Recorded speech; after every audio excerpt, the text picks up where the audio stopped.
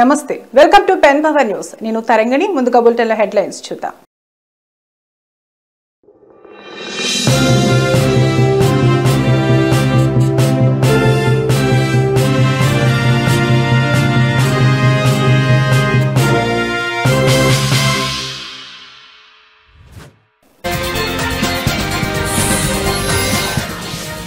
పిఠాపురంలో రేషన్ షాపును ప్రారంభించిన మంత్రి నాదెండ్ల లబ్ధిదారులకు సరుకులు పంపిణీ చేసిన మనోహర్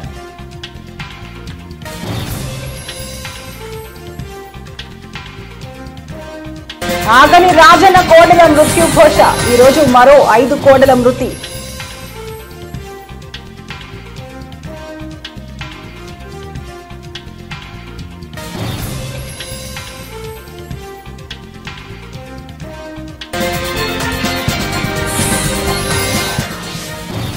తెలంగాణ కబడ్డీ అసోసియేషన్లో నిధులు గోల్మాల్ 1.20 కోట్లు దుర్వినియోగం చేశారని ఆరోపణ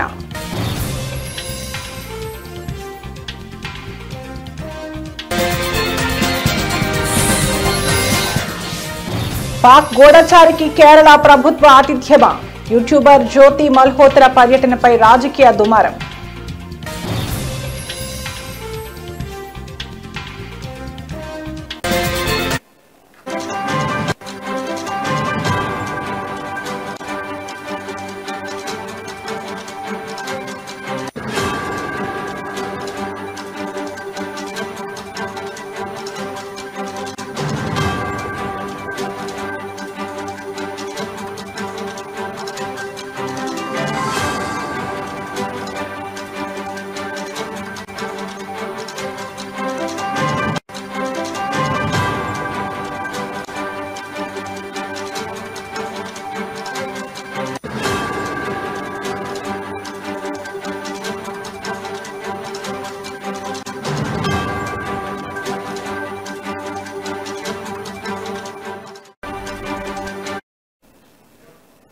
బ్రేకింగ్ న్యూస్ చూస్తున్నాం. రాజన్న సిరిసిల్ల జిల్లా వేములవాడ రాజన్న ఆలయానికి చెందిన తిప్పాపురం గోశాలలో కోడెల మృతులు ఆగకుండా కొనసాగుతుండటంతో ఆగ్రహావేశాలు వెల్లువెత్తుతున్నాయి.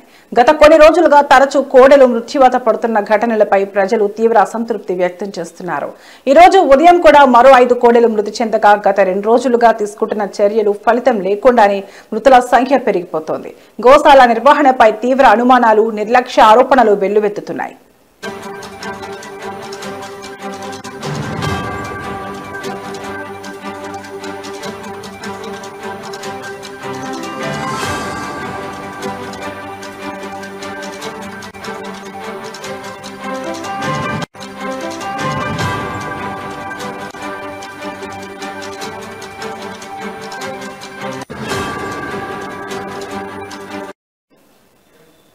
మరణించిన కోడెల శవాలను మూలవాగులో పాతిపెట్టేందుకు తీసుకువస్తున్న ట్రాక్టర్ను గ్రామానికి చెందిన గీత కార్మికులు, రైతులు అడ్డుకున్నారు. ఎల్లమ్మ గుడి సమీపంలో శవాలను పాతిపెట్టడమే కాదు, దానివల్ల వచ్చే దుర్వాసన భరించలేకపోతున్నామంటూ వారు వాపోయారు.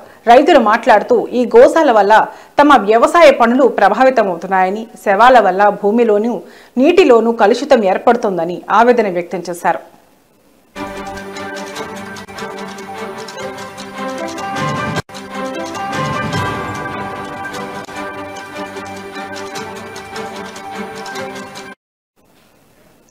గోశాలలో కోడెల మరణాలపై ఇప్పటికే జిల్లా కలెక్టర్తో పాటు దేవాదాయ శాఖ అధికారులు ప్రత్యేకంగా సూచనలు చేశారు. అయినప్పటికీ గోశాల సిబ్బంది నిర్లక్ష్యంగా వ్యవహరిస్తున్నారని వేటూరి ప్రాంతంలోని భక్తులు ఆరోపిస్తున్నారు. ఈ నేపథ్యంలో విహెచ్పి స్పందిస్తూ నేటి నుంచి గోశాలలో కోడెల పంపిణీ ప్రక్రియ నిర్వధికంగా కొనసాగించాలి అని డిమాండ్ చేసింది. మృత కోడెల విషయాల్లో పారదర్శకత, సమర్థవంతమైన చర్యలు తీసుకోవాలని, లేకపోతే తీవ్ర ఉద్యమాలు చేస్తామని హెచ్చరించింది. ఈ పరిణామాల నేపథ్యంలో గోశాల నిర్వహణపై అధికారుల తక్షణ జోక్యం అవసరం ఉందని పలువురు ప్రజా ప్రతినిధులు కోరుతున్నారు.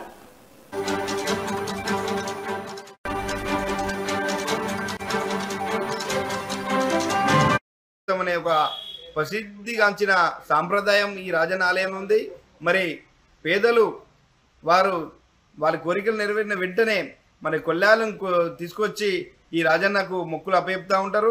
మరి వాటి సంరక్షణను చూసుకోకుండా అధికారులు మరి నిన్న ఒక 5 కోడలు చనిపోవడం జరిగింది. ఈరోజు 10 కాక చనిపోవడం జరిగింది. మరి ఇంకా తెలియకుండా ఎన్ని కోడలు చనిపోయో తెలియదు. అధికారులు ఉన్నారు.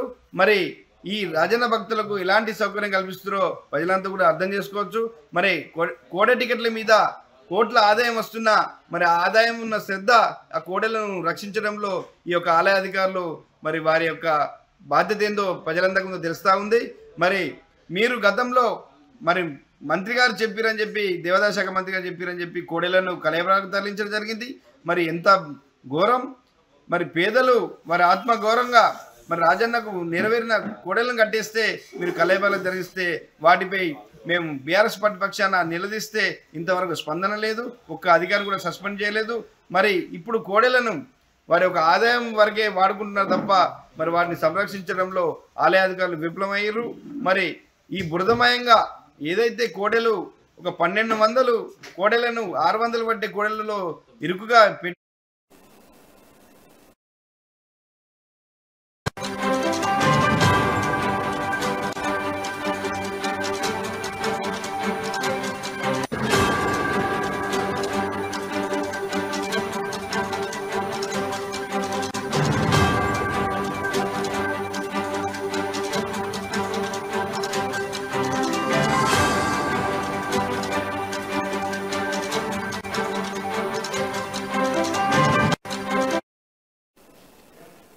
Breaking news. ప్రభుత్వం చెప్పిన మేరకు రాష్ట్ర వ్యాప్తంగా ఉన్న మొత్తం 29,796 రేషన్ దుకాణాల్లో సరుకుల పంపిణీ అట్టహాసంగా ప్రారంభమైంది. ఈ మేరకు పిఠాపురంలోని నూకాలమ్మ వీధిలోని గాంధీ బొమ్మ సెంటర్ వద్ద రేషన్ షాప్ ను పౌర సరఫరాలు, ఆహారం, వినియోగదారుల వ్యవహారాల మంత్రి నాదెండ్ల మనోహర్ ప్రారంభించారు.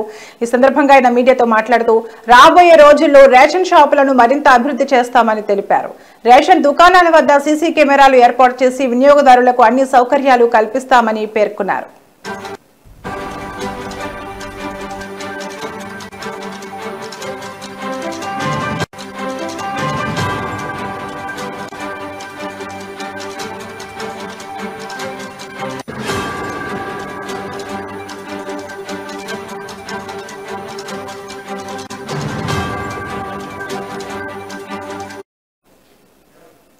ఇప్పటికే అన్ని షాపుల వద్ద ఓ క్యూఆర్ కోడ్ కూడా ఏర్పాటు చేశామని, వినియోగదారులు ఏదైనా ఫిర్యాదులు ఉంటే నేరుగా క్యూఆర్ కోడ్ ను స్కాన్ చేసి తమ సమస్యలను అధికారుల దృష్టికి తీసుకురావచ్చని తెలిపారు.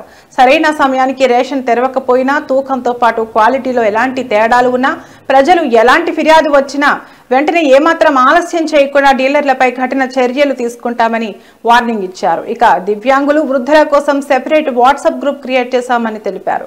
రేషన్ షాపు డీలర్లు నేరుగా వాళ్ల ఇళ్లకు వెళ్లి సరుకులు ఇచ్చి ఆ ఫోటోలను వాట్సాప్ గ్రూప్ లో పోస్ట్ చేయాలని అన్నారు.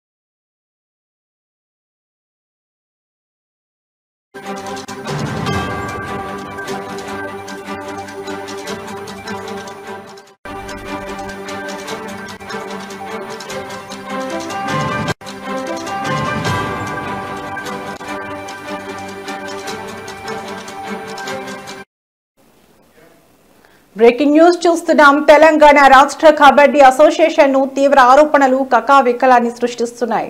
అసోసియేషన్ లో కోట్లాది రూపాయల నిధుల దుర్వినియోగం అయ్యాయని జాతీయ కబడ్డీ క్రీడాకారుడు, మాజీ సంయుక్త కార్యదర్శి తోట సురేష్ ఆరోపించారు. ఈ మేరకు ఆయన హైదరాబాద్ అబిడ్స్ పోలీసులకు అధికారికంగా ఫిర్యాదు చేశారు. తోట సురేష్ చేసిన ఫిర్యాదులో రాష్ట్ర కబడ్డీ అసోసియేషన్ కార్యదర్శి కె జగదీష్ యాదవ్, కోశాధికారి కెబి శ్రీరాములపై అనేక తీవ్రమైన ఆరోపణలున్నాయి. గత 40 ఏళ్లుగా వారు పదవుల్లో కొనసాగుతూ సంఘ నిధులను పక్కదారి పట్టిస్తున్నారని ఆరోపించారు. అంతర్జిల్లా కబడ్డీ టోర్నమెంట్ల కోసం ప్రభుత్వం విడుదల చేసిన నిధులను జిల్లా సంఘాలకు పంపకుండా వారు స్వాహా చేశారని సురేష్ పేర్కొన్నారు.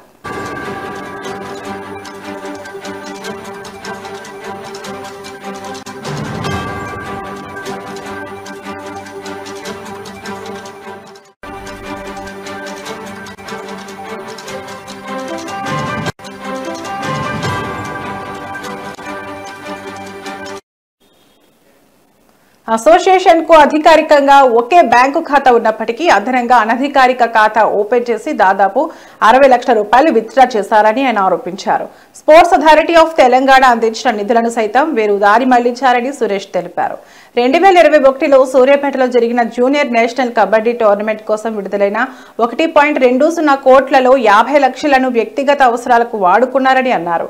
ఏజీఎం ఈసీ సమావేశాల నుంచి ముందస్తు అనుమతులు తీసుకోకుండానే సంఘ నిధులను జగదీష్ యాదవ్, శ్రీరాములు ఇష్టారీతిన వాడుకుంటున్నారని ఆరోపించారు.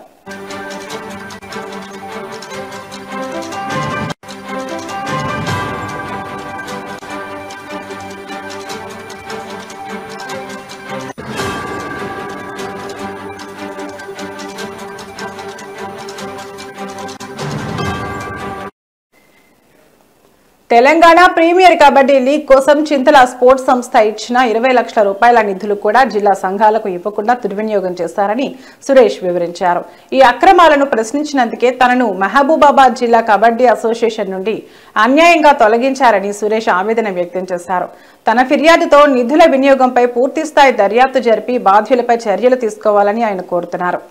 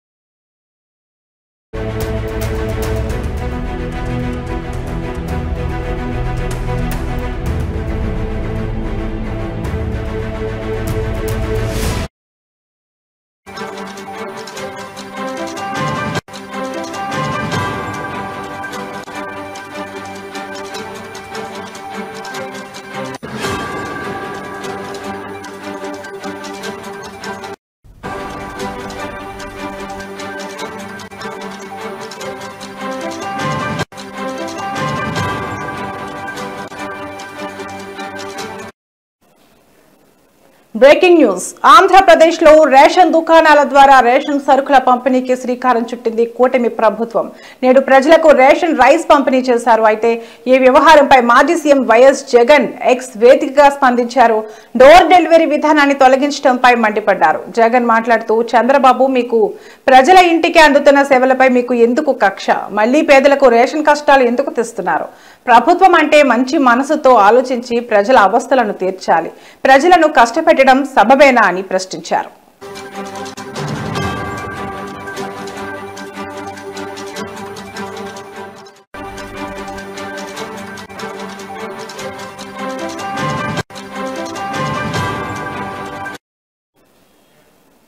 ప్రభుత్వ సేవల డోర్ డెలివరీ విధానాన్ని సమాధి చేయడం విజన్ అవుతుందా?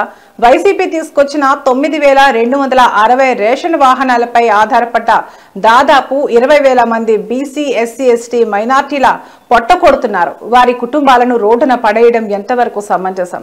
ఈ ప్రభుత్వానికి మానవత్వం ఉందా?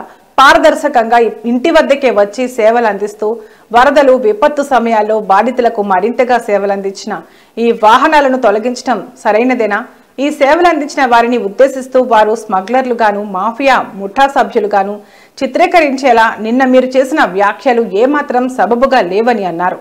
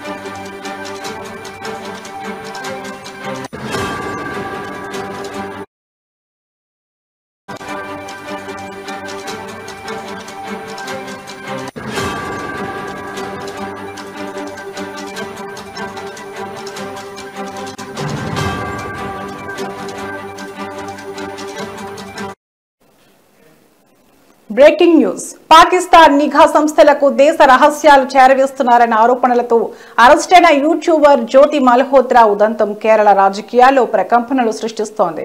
ఆమె కేరళ పర్యటనకు రాష్ట్ర పర్యాటక శాఖ నిధులు సమకూర్చిందని, ఈ వ్యవహారంలో ముఖ్యమంత్రి పినరయి విజయన్ అల్లుడు పర్యాటక శాఖ మంత్రి పిఏ మహమ్మద్ రియాజ్ ప్రమేయం ఉందని కేరళ బీజేపీ మాజీ అధ్యక్షుడు కె సురేంద్రన్ ఆరోపించారు.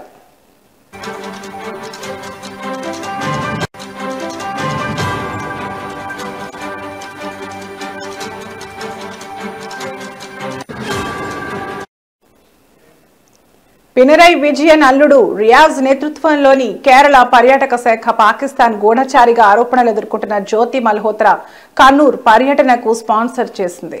ఆమె కేరళలో ఎవరిని కలిసింది, ఏ ప్రాంతాలకు వెళ్లింది, అసలు ఆమె పర్యటన వెనుక ఉన్న ఉద్దేశం ఏమిటి, పాకిస్తాన్తో సంబంధాలున్న వ్యక్తికి కేరళ ప్రభుత్వం ఎందుకు రెడ్ కార్పెట్ పరిచింది అంటూ సురేంద్రన్ తన ఎక్స్ ఖాతాలో ప్రశ్నల వర్షం కురిపించారు.